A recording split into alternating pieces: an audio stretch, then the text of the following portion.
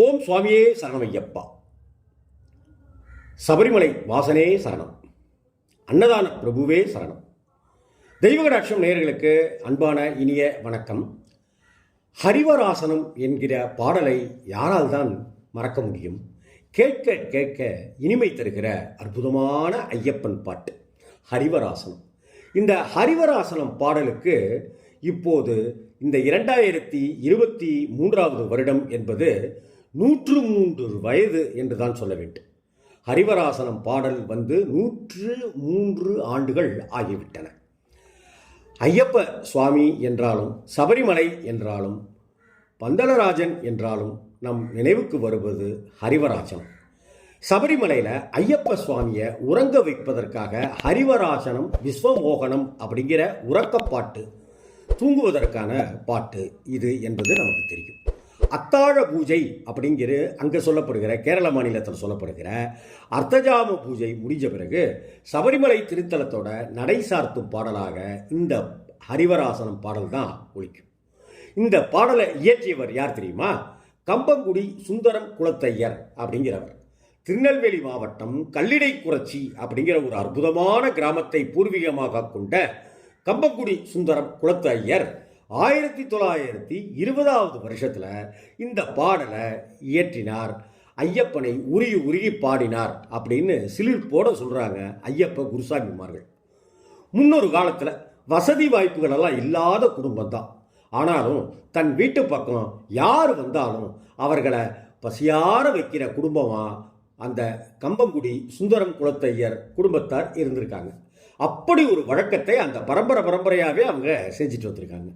அப்போது புலிப்பாலை பெறுவதற்காக வந்த மணிகண்ட சுவாமி இவங்க வீட்டுக்கு வழியாக வந்ததாகவும், பசியோடையும் களைப்போடையும் சோர்ந்து போய் வந்த மணிகண்ட சுவாமிக்கு வீட்டில் உணவு எதுவும் இல்லையாப்ப கம்பு தானியம் கொண்டு கூழ் செய்து உணவாக கொடுத்தார்கள் அப்படின்னு சொல்லுது ஐயப்ப சரிதம், ஐயப்ப புராணம்.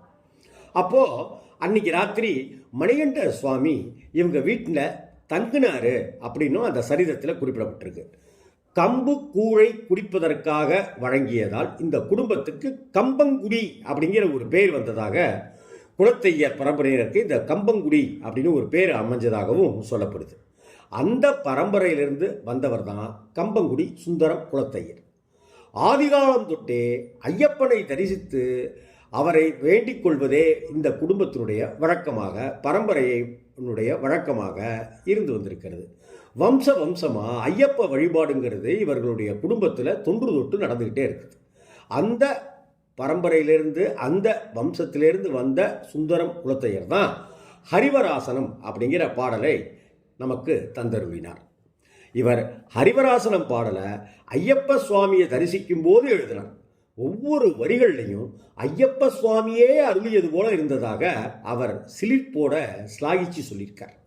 அவர் பிரசுரித்த சாஸ்தா ஸ்துதி கதம்பம் அப்படிங்கிற அந்த நூலில் இது இருக்கு.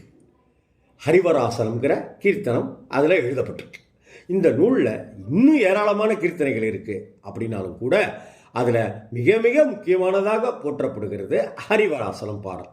உறக்கப் பாடல் அப்படின்னு, தூங்குவதற்கான பாடல் அப்படின்னு இது சொல்லப்பட்டிருக்கு. ஆனாலும் நடை சார்த்தும் பாடல் என்பதே சரியாக இருக்கும் என்கிறார் வீரமணி ராஜ அண்ணாவும் உபன்யாசகர் அரவிந்த் சுப்பிரமணியமும். இந்த பாடல் வழக்கத்துக்கு வரதுக்கு முன்னாடி சபரிமலையில் மேல்சாந்தியாக இருந்த செங்கன்னூர் கிட்டுமணி திருமேனி நம்பூதிரி அப்படிங்கிறவர் புல்லாங்குழல் வாசித்து நடை சார்த்துவது தான் நடைமுறையில் இருந்ததாக சபரிமலை குறித்த தகவல்கள் விவரிக்குது. பாடகர் வீரமணி ராஜு அண்ணா அவர்களும் இப்படி இதை சொல்லித்தான் நெகிழ்ந்து போகிறார். அந்த புல்லாங்குழல் ஓசை அவ்வளவு பிரமாதமாக இருக்குமா இசை. 1950களில் சபரிமலை ஐயப்பன் கோவில் தீ விபத்துக்கு உள்ளானதுங்கிறது சரித்திரம். பின்னர் தேவ பிரஸ்னம் பார்க்கப்பட்டுச்சு. 51வது வருஷத்தில் கோயில் மலமலன்னு புனரமைக்கப்பட்டது. அப்போ கோயில் மேல்சாந்தியாக இருந்த ஈஸ்வரன் நம்பூதிரி அப்படிங்கிறவர் ஹரிவராசனம் கீர்த்தனையை இரவு அத்தாழ பூஜையில் ஐயப்ப சுவாமிக்கு முன்னாடி நின்று ஸ்லோகம் போல சொல்கிறதையெல்லாம் மாற்றினார். இது ஐயப்ப சுவாமியை உறங்க வைக்கிற பாடல் போலவே இருக்கு.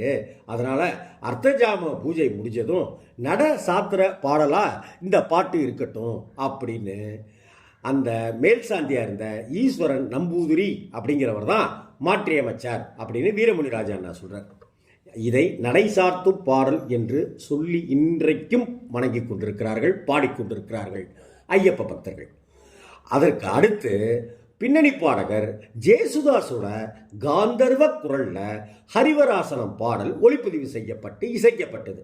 1975 ஆண்டு தமிழ் மலையாள மொழிகளில் வெளிவந்த சுவாமி ஐயப்பன் அப்படிங்கிற திரைப்படத்தில் முதல் முறையாக ஹரிவராசனம் பாடலை பாடினார் KJ ஜேசுதாஸ். புகழ்பெற்ற கேரளாவினுடைய புகழ்பெற்ற தேவராஜ் மாஸ்டர் அப்படிங்கிற இசையமைப்பாளரோட இசையில் அப்படியே நம்மளை உருக்கி போடுற மாதிரி அமைஞ்சது இந்த ஹரிவராசன பாட்டு.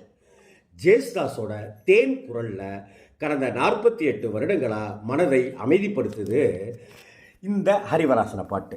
இந்த பாடலை 1920 ஆண்டு கம்பக்குடி சுந்தரம் குலத்தையர் எழுதினார். கிட்டத்தட்ட இந்த பாட்டுக்கு 103 வருஷம் ஆயிடுச்சு. இந்த கீர்த்தனைக்கு 103 வருடங்கள் ஆயிடுச்சு. சுவாமியே சரணமையப்பா, சுவாமியே சரணமையப்பா, சுவாமியே சரணமையப்பா.